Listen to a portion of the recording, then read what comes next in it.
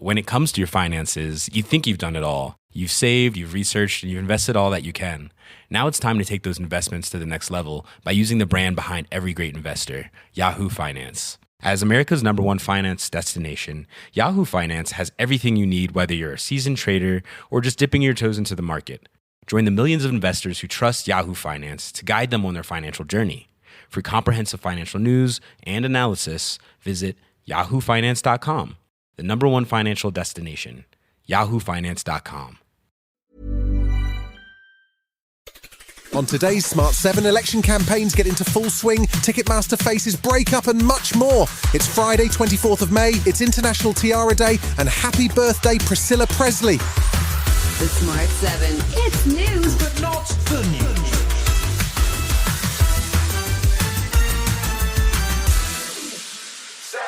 After rain-soaked Rishi became an instant meme, the Prime Minister dried himself off and hit the campaign trail on Thursday morning with a blitz of media interviews and appearances around the country. It turns out the speed at which the election was called means that there are almost 100 constituencies which haven't even selected a Tory candidate yet.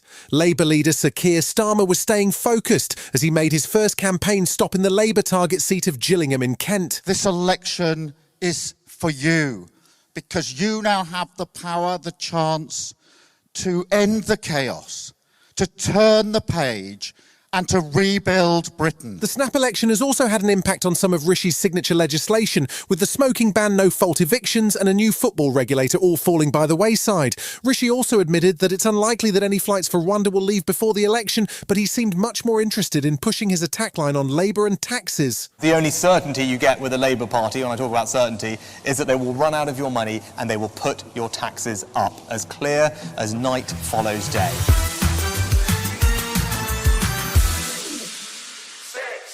The latest polling on Thursday night showed the Tories at an all-time low, with a 26-point gap between them and Labour. It's a lot of ground to make up, particularly as 5 more Tory MPs announced they're stepping down, including a Deputy Speaker of the Commons, Dame Eleanor Laing, and Transport Minister Hugh Merriman.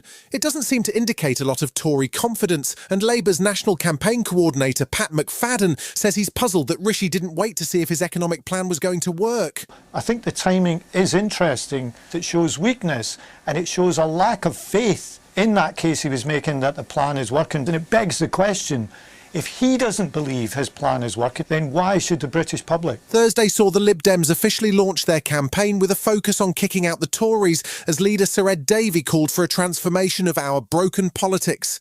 Lib Dem Deputy Leader Daisy Cooper was also happy to rule out any kind of voting deal with Rishi's team. So we have ruled out doing any deal whatsoever with this Conservative government, because it is really quite clear that there are lifelong Conservative voters who can no longer stomach voting for this Conservative Party. This is the campaign of a lifetime, and we'll be fighting every single second of every single day, and we won't let up until 10 p.m. on polling day.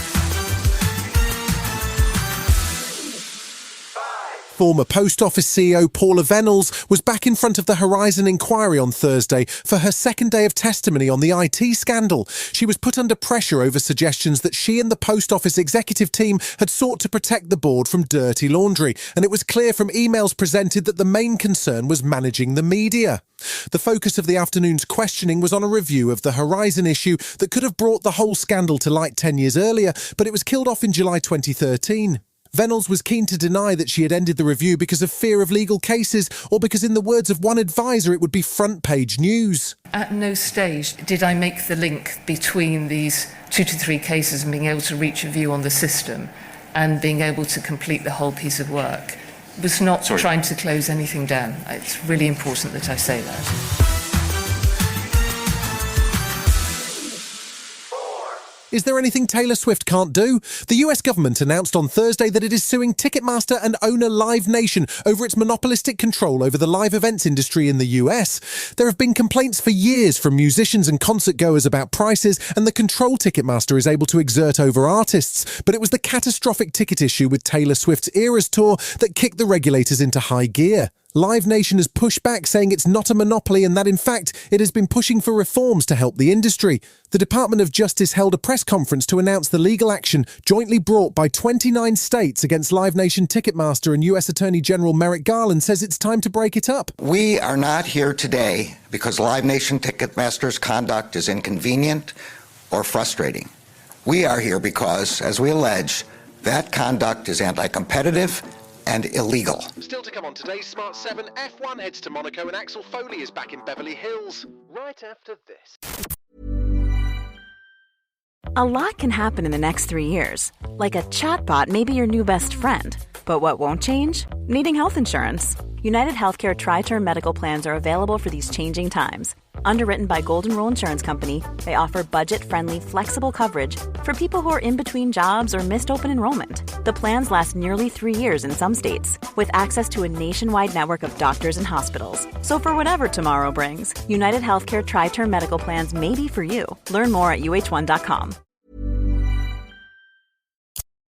Welcome back. This weekend, the F1 Roadshow heads to one of its most iconic locations, Monaco. And as we head into the race weekend, it's nice to see that there might actually be a proper race for the title this season, as Lando Norris in his McLaren continues to put pressure on Max Verstappen and Red Bull. Norris won his first race in Miami and came second at Imola, despite staying up until 2 a.m. to watch Tyson Fury in the Gulf. So, can he get around Max at Monaco? The world champion does sound a little bit worried. I don't think this is going to be a very easy weekend, but I think Monaco never is. Even when you are supposed, to have the best car, Monaco is a very tricky track to get everything to work. There's always a lot of disruption, and a lot of things can go right, but also a lot of things can go wrong.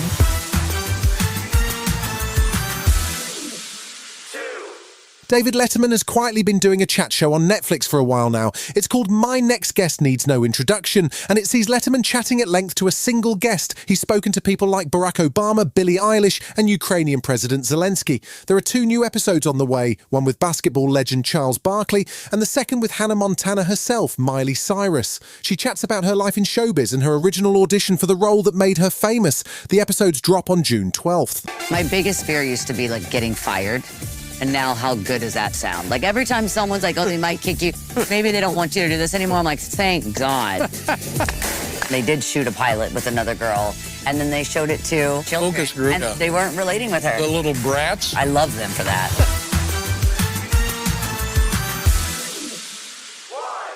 It's going to be a big summer for you if you were a fan of 90s cop comedies. We've got Bad Boys 4 and now Beverly Hills Cop 4 on the way. Somehow, after a 30-year wait, Axel Foley and the gang are back in Beverly Hills, blowing up things, getting in trouble with the boss and bonding during shootouts. It's like the 90s never ended. And Eddie Murphy doesn't appear to have aged at all in the interim either.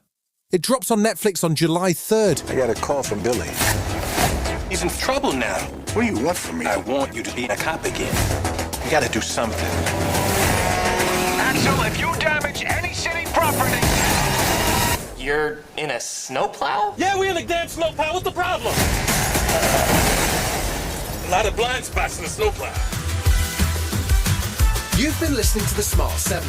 We'll be back tomorrow at 7 a.m. Hit that follow button and have a great day. Give us 7 minutes, we'll give you the world.